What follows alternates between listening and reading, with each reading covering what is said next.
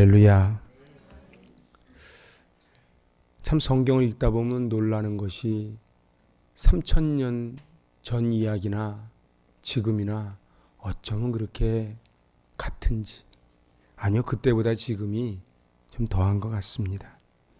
오늘 그 시편 12편은 다윗의 시 인도자를 따라 8째 줄로 맞춘 노래 이렇게 되어 있습니다. 이것은 서로 사인이 있는 거예요. 우리 악보를 보면은 악보의 표시에 그 사인을 보고 연주를 하듯 낮고 준엄한 분위기로 불러라 하는 사인입니다. 다윗은 이 세상에는 소망이 없는 거예요.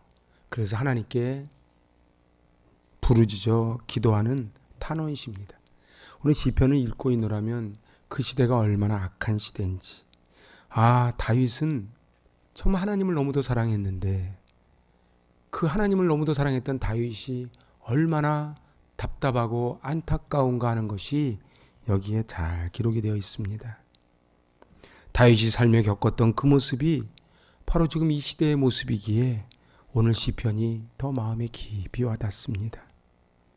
그러니 이것은 다윗의 탄원시가 아닌 바로 우리의 탄원시이지요.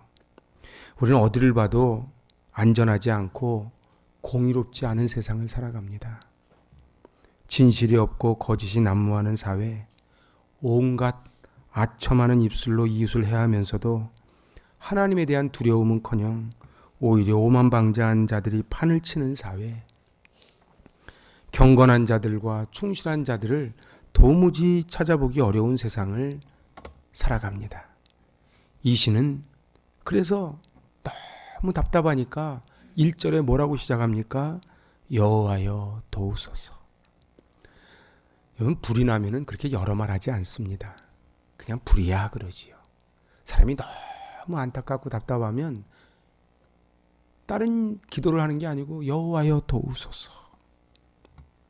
이 시인의 간절한 기도 제목이 이제 의로운 사람을 보호해 달라는 거예요. 오늘 1절에 보니까 경건한 자가 끊어지며 충실한 자들이 인생 중에 없어지나이다. 경건하고 충성되고 신실한 사람들이 잘 돼야 되는데 그 사람들은 끊어지고 없어지고 악인들이 득세를 한다는 거예요. 그러니까 이 사회의 위험지수가 자꾸 높아져 가는 것입니다. 오늘 우리가 여기서 기억할 것은 여호와라고 하는 신명을 썼다는 겁니다. 우리는 성경을 볼 때 여호와라는 단어는 언제 쓰는 단어인가? 바로 당신의 백성과 맺은 언약을 신실하게 지키시는 하나님, 그 하나님을 부를 때 쓰는 이름이 여호와입니다. 그러니까 오늘 다윗이 여호와여 도우소서, 이 얘기는 하나님 약속하지 않았습니까? 신실한 자가 잘 될 거라고요. 하나님 약속하지 않았습니까? 충성된 자가 승리할 거라고요. 그런데 이게 뭡니까? 경건한 자가 끊어지고 충실한 자들이 인생 중에 없어집니다. 그 고발장의 내용이 2절입니다. 2절 같이 읽어보실래요? 그들이 이웃에게 각기 거짓을 말하며 아첨하는 입술과 두 마음으로 말하는도다. 악인들은 입만 벌리면 악을 쏟아놓습니다. 그들은 거짓을 말하고 아첨을 말하고 두 마음을 품고 그리고 교만의 말을 합니다. 여기서 히브리 원문에 있는 것이 생략된 게 키라고 하는 왜냐하면, because, 이 왜냐하면이 2번이 들어있는데 여기 번역에는 빠졌어요. 그러니까 이게 풀이하면 이렇게 되는 겁니다. 하나님, 경건한 자가 끊어지고 충실한 자들이 인생 중에 없어집니다. 뭐를 보면 알 수 있다고요? 왜냐하면 그들이 이웃에게 각기 거짓을 말하고, 왜냐하면 아첨하는 입술과 두 마음으로 저들이 떠듭니다. 절망감을 좀 호소하는 것입니다. 이 시편 12편을 읽다 보면 정말 그렇습니다. 사람들이 말을 함부로 합니다. 교회를 폄하합니다. 그리고 하나님 두려운 줄을 모릅니다.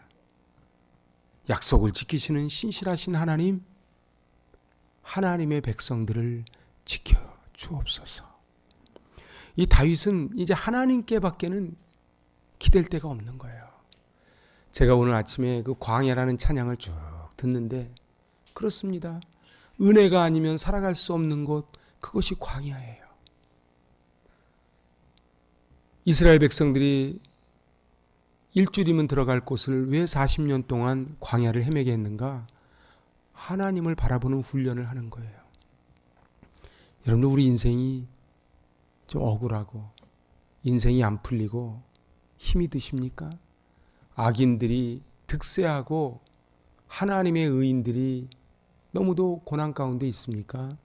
그때가 바로 하나님을 만날 때라고 하는 것이지요. 오늘 시인을 분노케 하는 것은 바로 이 마지막 8절이에요. 8절 같이 읽어보실래요?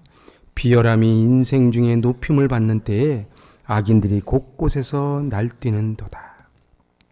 이 비열하다는 것을 제 국어사전에서 찾아보니까 사람의 하는 짓이나 성품이 천하고 졸렬하다. 이걸 지금 비열하다는 거예요. 그런데 하는 짓거리들이 천박하기가 이를 데가 없는 거예요. 돈이 있으면 자기가 최고인 줄 알고 권력이 있으면 최고인 줄 알아요. 제가 예언 하나 할까요? 지금 권력 잡은 사람들 절대 10년을 못 갑니다. 중요한 거는 하나님의 말씀만이 영원하다는 거예요. 다윗은 극히 타락하고 부패한 세상과 세대에 대해 이 비열함이 인생 중에 높임을 받는 때 이 졸렬하고 비겁한 사람들이 오히려 높아지는 거예요. 악인들이 곳곳에서 날뛰는도다. 요즘 신문을 보십시오. 저 악인들이 날뛰는 것을.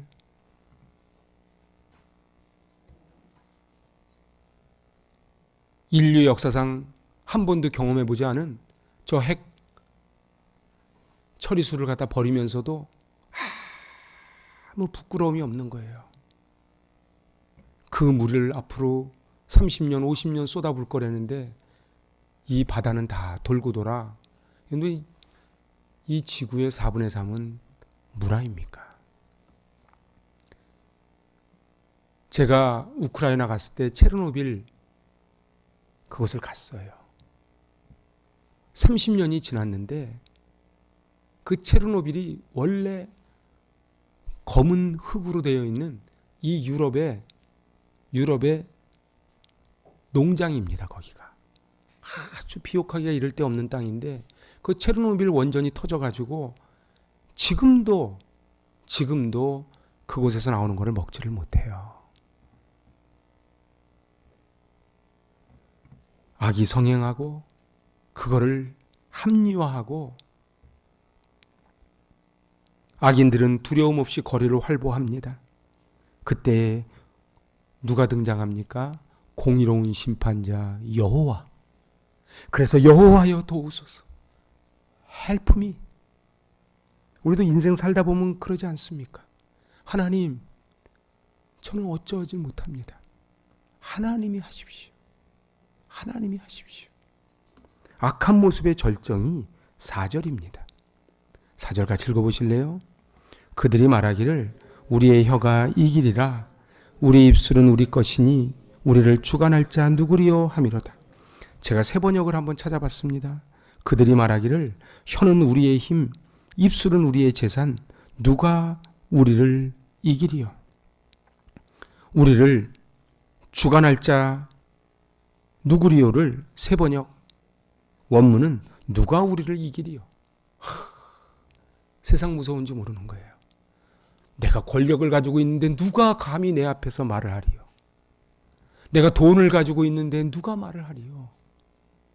오늘 이 시대에 우리를 주관할 자 누구리요. 우리의 혀가 이기리라.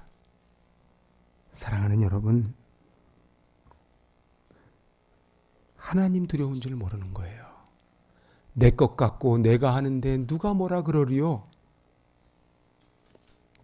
하나님이 두렵지 않고 하나님을 이길 수 있다는 그 악인들 앞에 다윗은 여호와, 약속을 지키시는 여호와 하나님 도와주십시오. 도와주십시오. 그 옛날 하나님을 모욕하며 자신의 힘으로 무기만 믿고 덩치만 믿고 달려들었던 그 골리앗. 아마 사무엘상 17장에 그 골리앗을 떠올렸던 것 같아요. 그 골리앗이 찌렁 외칠 때에 사울 왕조차도 다 벌벌 떨고 있을 때에 형 도시락 심부름 갔던 소년 다윗이 나섭니다. 너는 칼과 창과 단창으로 나에게 오지만 나는 뭘로 간다고요? 만군의 여호와, 만군 총사령관 여호와 이름으로 너에게 간다는 거예요.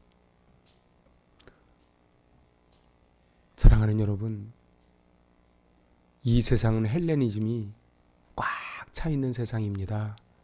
그래서 돈이 최고고 권력이 최고고 스펙이 최고고. 그런데 오늘 다윗은 인생의 주관자가 하나님이시라고 고백하는 거예요. 이 절박한 상황 속에 낙심하지 않는 다윗의 근거가 무엇입니까? 하나님 말씀이에요. 다바르. 6절 한번 읽어보실래요? 여호와의 말씀은 순결하며 흑도가니에 7번 단련한 은 같도다. 성경에서 7은 완전수입니다.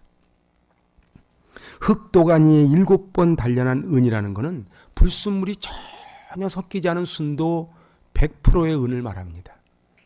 하나님의 말씀을 순도 100% 은에 비유한 것은 하나님 말씀에는 전혀 거짓이나 속임이 없다는 거예요. 사랑하는 여러분, 말씀만이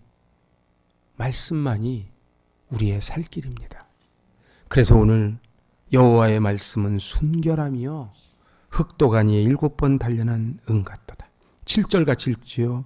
여호와여 그들을 지키사 이 세대로부터 영원까지 보존하시리이다. 말씀으로 지켜줘서 이 세대부터 영원까지 지켜달라는 거예요. 하나님은요, 문제없는 99마리보다 집을 나간 한 마리에 관심을 가지는 게 아버지의 마음입니다. 제가 말씀드렸지요. 성경을 뭉치고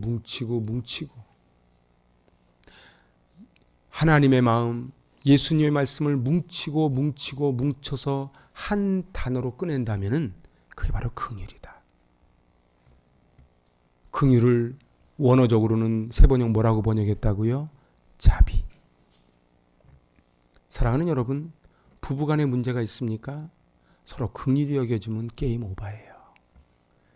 교회 안에 문제가 있습니까? 서로 긍휼히 여겨주면 그러면 끝나는 거예요. 그런데 사단 마귀는 우리를 자꾸 억울하게 해요. 그래서 긍휼히 여기지 못하게 합니다. 내가 딴 사람은 다 봐도 저 사람은 못 보겠다. 이걸 기억하셔야 돼요. 하나님이 집을 나간 한 마리 양 같은 우리를 불러다가 긍휼히 여기셔서 우리를 불러주셨습니다. 세상에는 참 말이 많습니다. 그런데 말이 순결하지 않아요. 거짓이 담겨 있지요. 부패한 인간의 특징이 뭐예요? 거짓과 아첨하는 입술로 두 마음을 가지고 있어요. 그래서 여기서는 이 말하고 저기서는 저 말하고. 그런데 우리 하나님의 말씀은 순결하고 정직합니다. 다윗은 이 믿음으로 위대한 믿음의 사람이 되었습니다. 제가 지난 시간에 같이 공부했지요. 다윗은 늘 하나님께 물어봤다. 늘 다윗은 물어봤어요. 심지어는 자기를 10년 이상 그렇게 죽이려고 따라다녔던 사울이 벳산 성벽에 죽었을 때도 하나님께 물어봤어요. 다윗이 언제 실패한 줄 아십니까? 하나님께 묻지 않았을 때 실패했어요. 그게 인구조사예요. 사랑하는 여러분, 다윗이 밧세바를 범했을 때 하나님께 물어봤을까요? 안 물어봤죠. 여호와여 도우소서 하나님께 꼭 물어보시길 바랍니다. 그리고 물어보시면 하나님이 정답을 주세요. 어떤 분은 그래요. 하나님의 뜻을 모르겠다고요. 왜 모릅니까? 성경에 하나님의 뜻이 다 써져 있는데요. 성경에 하나님의 뜻이 써져 있는데 내가 성경대로 살아가는가를 보면 하나님의 뜻대로 살아가는가가 나옵니다. 저는 이 5절이 얼마나 은혜가 되는지 몰라요. 5절, 제가 5절을 한 20번을 넘게 읽은 것 같아요. 5절 같이 읽어보지요. 여호와의 말씀에 가련한 자들의 눌림과 궁핍한 자들의 탄식으로 말미암아 내가 일어나 그를 그가 원하는 안전한 지대에 두리라 하시도다. 아멘. 세상 어디에도 안전지대는 없습니다. 옛날 전쟁같이 탱크 몰고 내려올 때 피난을 가지요. 이제 피난 갈 곳도 없어요. 아니 어쩌면 일산이 제일 안전할 수도 있어요. 쏘면은 다 넘어가거든. 근데 이제는 여기 우리 지금도 통일로 가다 보면 탱크 저지선 있지요. 탱크로 안 싸웁니다.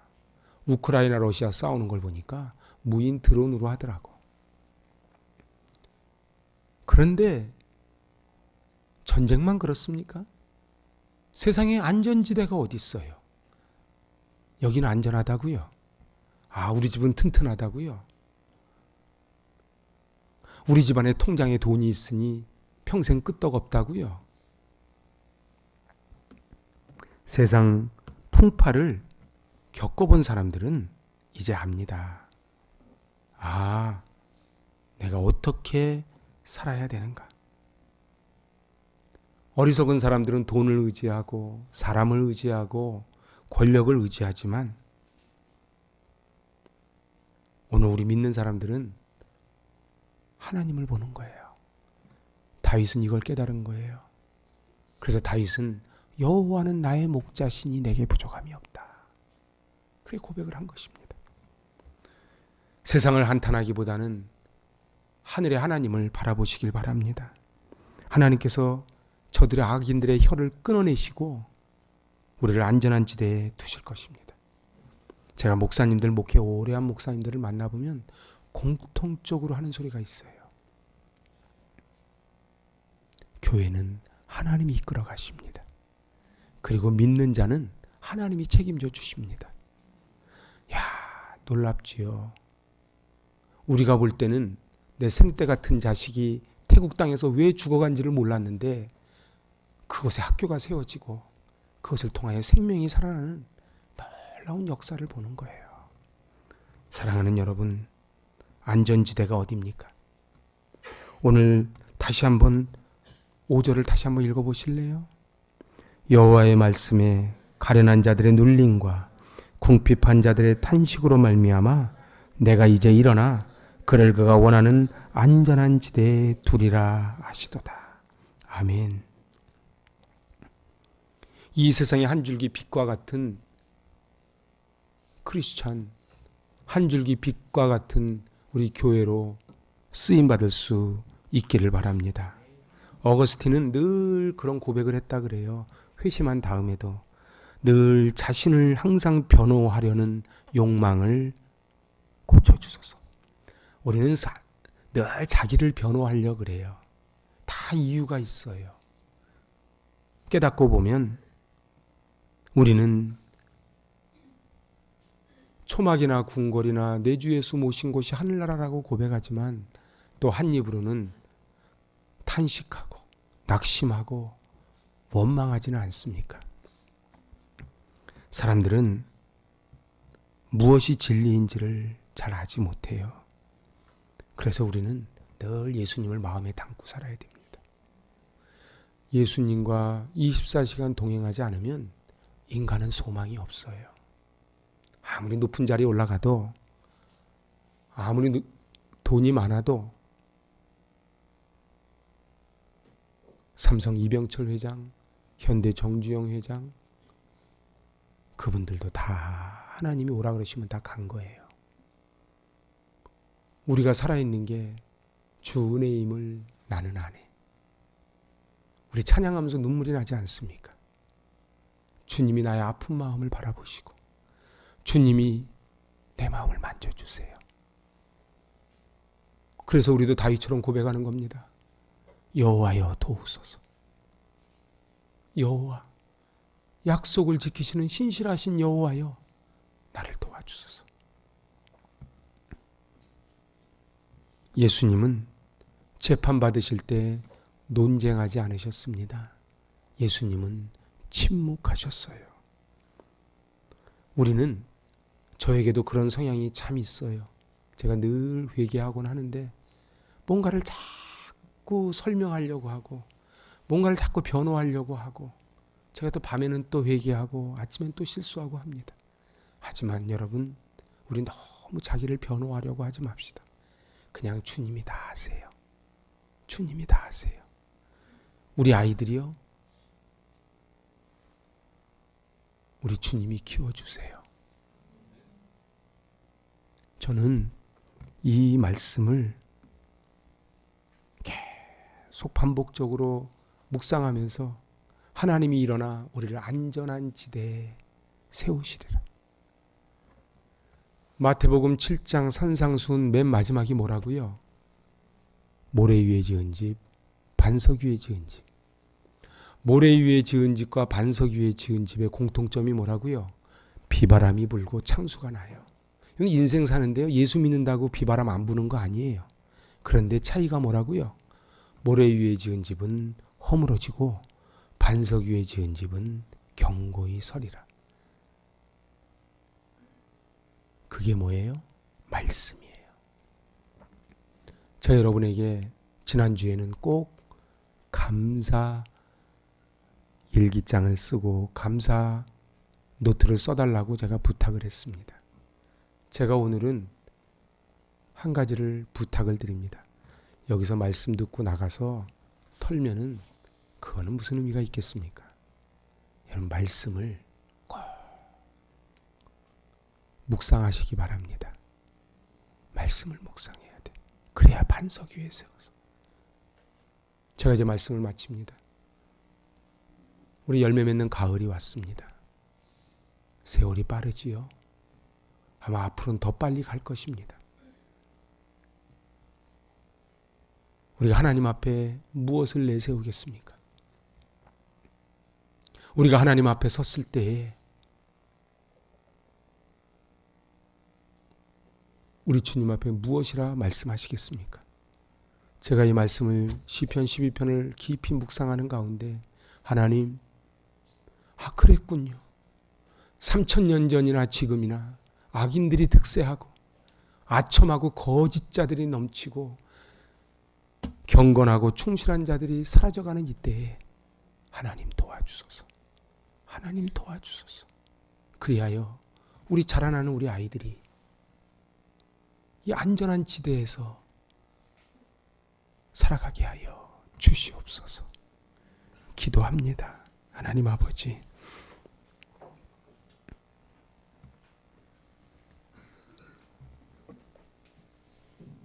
온갖 거짓된 말들이 넘쳐나는 이 시대에